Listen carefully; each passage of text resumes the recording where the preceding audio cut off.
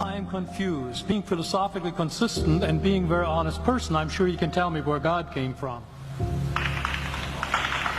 And in addition, once you've told me where God comes from, please try to clarify how you can figure that a spiritual force can have an impact on a material universe to create it.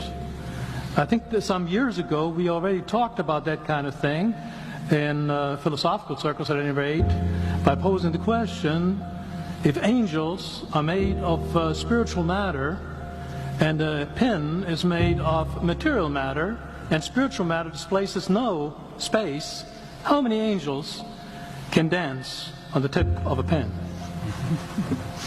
I have a sense of sort of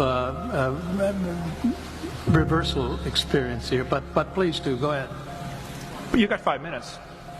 Now, I just want to know which question. That's all right. You may take the rest of the minute. All right. Your question, where did God come from, assumes that you're thinking of the wrong, obviously it displays that you're thinking of the wrong God. Because the God of the Bible is not affected by time, space, or matter. If he's affected by time, space, or matter, he's not God. Time, space, and matter is what we call a continuum. All of them have to come into existence at the same instant.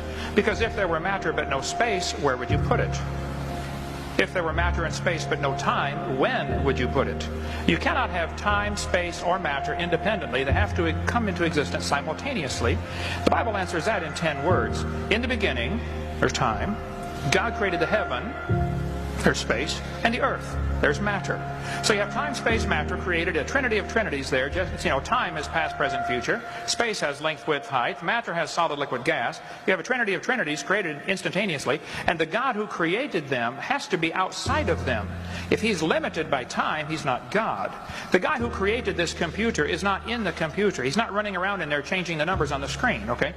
The God who created this universe is outside of the universe. He's above it, beyond it, in it, through it. He's unaffected by it. So the concept that a spiritual force cannot have any effect on a material body, well then I guess you'd have to explain to me things like emotions and love and hatred and envy and jealousy and rationality.